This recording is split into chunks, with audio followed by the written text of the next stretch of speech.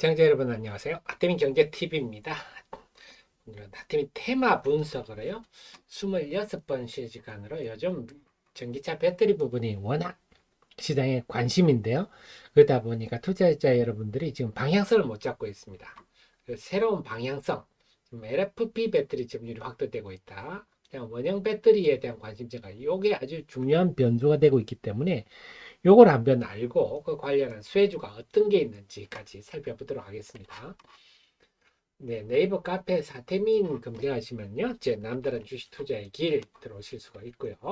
보시면 뭐 데일리부터 장중 속보부터 종목 리포트 전부 다 있으니까요. 들어와서 참고하시면 돼요. 전부 다 제가 만듭니다. 자, 전기차 배터리의 핵심주 변화 요걸 한번 살펴보겠는데요. 제가 공지말 매일 아침 8시 30분부터 10시까지 유튜브와 카카오 TV를 통해서 스트리밍 방송을 하고 있어요. 그래서 시간 되시는 분은 함께 하시면 개장 방송 때 큰 도움이 되실 거고요.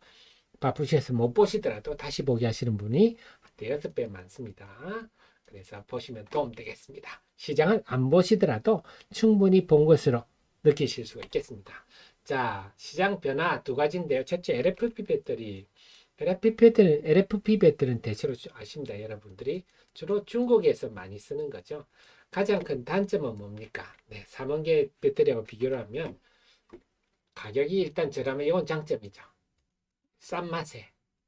그런데 단점은 에너지 밀도가 낮아서 주행 거리가 얼마 못 갑니다. 그 다음에 기온이 뚝 떨어지면 네, 확 더 거리가 더 줄어버리죠. 이런 단점이 있어서 3원계 배터리에 비해서 못하다 이런 게 정설인데요. 그런데 최근에 기술이 많이 발달하고 있어요.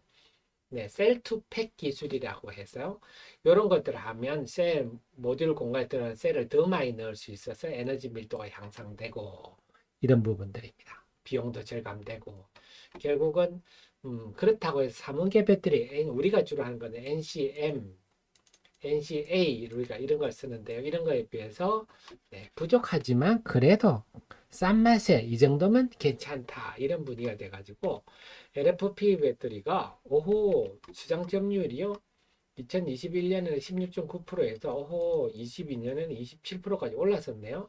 대신에 지금 3원계 배터리는 시장 점유율이 줄어들고 있어요. 우리나라가 주로 하는. 그래서 지금 테슬라는 중국에 많이 팔잖아요. 그러다 보니까 중국 LFP 배터리를 채용을 좀 많이 합니다. 중국 눈치도 좀 봐야죠. 그 다음에 포드가 기존의 자동차 북미 메이커 중에 제일 힘들거든. GM에 비해서 참 힘든데 중국의 CATL과 함께 LFP 배터리 공장을 건설하게 될지 안 될지는 봐야 되겠지만 네, LFP 배터리. 폭스바겐도 적용을 추진 중이다. 기술이 발달하고 가격이 싸니까. 네, LFP 배터리에 이게 리튬하고 철이잖아요. 철은 싸잖아요. 근데 반면에 니켈이나 코발트 이런 건 비싸지 않습니까? 그러다 보니까 이게 점유율이 상승하고 있어서 이걸 무시 못한다. 그래 SK온도 조만간 LFP 배터리 신제품을 발표한다 하면서 분위기가 바뀌고 있어요. 오호 LFP 배터리. 그러다 보면 LFP 배터리가 이렇게 좀 국내에서 만들고 이렇게 되면 수혜주 뭡니까? LFP 배터리의 단점을 보완해 주는 단점. 아까 보신 그런 단점을 보완하려면 뭐가 좀 중요합니까? 그래서 음극재가 중요해집니다. 실리콘 음극재는 여러분 대체로 아시죠? 그래서 대주전자재를 실리콘 복합산화물은 대주전자재로 만듭니다. 그래서 LG 에너지 솔루션에 보내고요. 삼성 SDI는 중국의 BTR 거를 씁니다. 다음에 SKO는 SK 머티리얼즈를 씁니다. 그렇군요. 그 다음에 여러분 도전제 이게 전기를 잘 통하게 하는 도전제 CNT 카본 나노 튜브입니다. 카본 나노 튜브 들어보셨는데요. JO라고 신규 상장주인데요. 카본 나노 튜브 이렇게 생겼군요. 이게 이렇게 커 보이지만 실제로는 어마어마하게 가는 한 가닥이죠. 그래서 이거 싱글 월입니다. 한 가닥 벽이 하나가 되어 있는 게 트윈 월은 벽이 몇 개고 멀티 월 같은 경우는 벽이 수십 개가 되어 있는 거죠. 그래서 주로 멀티월은 이건 양극재 주로 쓰입니다. 요거는 실리콘 싱글월은 음극재입니다. 그래서 요거는 러시아의 옥시알이라는 러시아 회사가 생산하고 있고요. 그래서 트윈월 이게 이제 JO가 생산하고 있습니다. JO라고 신규 상장도인데요.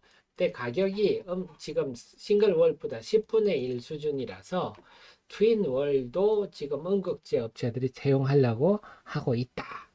이런 얘기입니다. 그래서 카본 나노튜브를 직접 생산하는 애가 JO라는 회사가 있군요. 아, 그렇군요.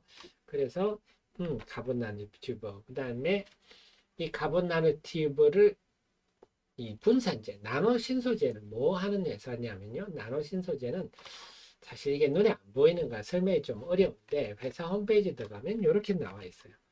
분산 액 형태로 자, 좀 전에 말 CNT라는 게 한 가닥이잖아요. 이게 잘 엉깁니다.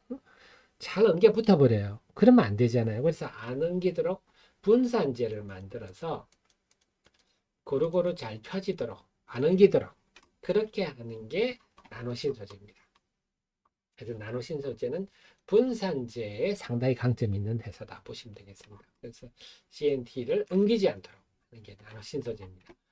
아, 그렇군요. 그 다음에 전해질, 이거는 뭔 말입니까? 전해질도 일반 전해질 말고요. 일반적인 우리가 전해질은 후성에서 만드는데 그런 거 말고 좀 고급, 고기능 전해질 하는 게 첨보입니다. F 전해질, P 전해질. 자, 이런 것들은요. 이 개별 기업들은 전부 제 카페에 종목 리포트 공간에 들어가면 다 있어요. 그래서 여기서 찾으시면 됩니다. 시간 나실 때 한번 보시고요. 네, 그렇군요. 그래서 지금 볼 때는 그 첨보가 대표적이고요. 캠트로스는 아직은 전기차용 대형용으로 전해질을 공급하는데 첨보 같은 뭐 F 전해질 요 정도까지는 아직 안 되는 것 같아요. 분기당 한 30억에서 40억 정도 공급. 그래서 LFP 성능 향상을 위해서 음극재, 그 다음에 전해질 요것들이 지금 그래서 우리가 여러분 보시면 LFP 배터리 시장의 테마가 나오고 갑자기 첨보가 불쑥불쑥 솟는데 그런 이유구나. LFP 이슈 나오면 대주전자재를 나노선소재 이런 거 오르는데 앞으로 JO 같은 경우도 올라갈 수 있겠네요. 네, 그렇습니다. 자, 그 다음에 보실게요. 원통형 배터리. 지금 배터리는요, 대부분이 파우치형입니다. 대부분이 파우치형이에요. 그래서 이게 1이고요. 각형이 2입니다. 원통형은요, 테슬라만 쓰고 있습니다. 그래서 원통형을 왜 잘 안 쓰냐 하면 원통이 이렇게 보면 앞에서 보면 이렇게 원통이 이렇게 되잖아요. 그러니까 이 텀이 너무 커. 이 텀이 커가지고 요거 여기 이 텀에다가 뭐 파우치형 같은 건 텀이 없잖아요. 거기다가 다 양극재를 넣고 하면 에너지 밀도를 높일 수 있는데 이 원통형은 텀이 있어서 이거 효율이 떨어진다. 원통형 힘들지 않겠냐. 이런 얘기인데 원통형도 마찬가지입니다. 셀 투 셰시라고 하죠. 셀 투 셰시 기술이 등장을 해가지고 그런 단점이 해소된다. 그 다음에 원통형 배터리가 장점이 있어요. 장점은 뭐냐? 대량 생산. 그다음 저렴하다. 원통형 배터리, 여러분 로켓 배터리입니다. 여러분 뭐 집에 쓰시는 배터리를 다 원통형이 있지 않습니까? 대량 생산이가 저렴해진다. 그래서 테슬라가 항상 전기차, 뭐 일론 머스크가 반값 전기차 이런 얘기를 하지 않습니까? 그래서 가격 인하를 위해서 원통형을 고집하는데 이제는 이런 셀프 세시 기술 이렇게 발달하다 보니까 관심이 증가합니다.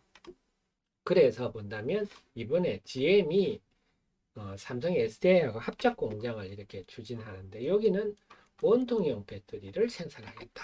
각형 반, 원통형 반. 오호, 원통형이 테슬라만 하는 것도 아니고 이제 BMW, 볼보, 스텔란티스 이런 데도 원통형 배터리에 관심 보인다. 아, 그렇군요. 이제는 원통형이 시장에 좀 부각된다. 이렇게 봐야 되겠습니다. 그래서 이제 LG 에너지 솔루션도 이제 원통형 배터리 테스트 라인을 다 하고 이제 본격 양산에 들어간다. 삼성 SDI는 원래 전동 공구용으로 원통형 배터리 많이 했었죠. 근데 이제 그러면서 이제 여러분 아실게 4680 배터리 이런 얘기 나옵니다. 이게 뭐냐? 46이 지름이에요.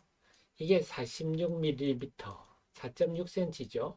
길이가 80mm, 8cm죠. 요런 원통형 배터리, 4680 원통형 배터리를 했더니 훨씬 효율이 좋더라. 21700보다요.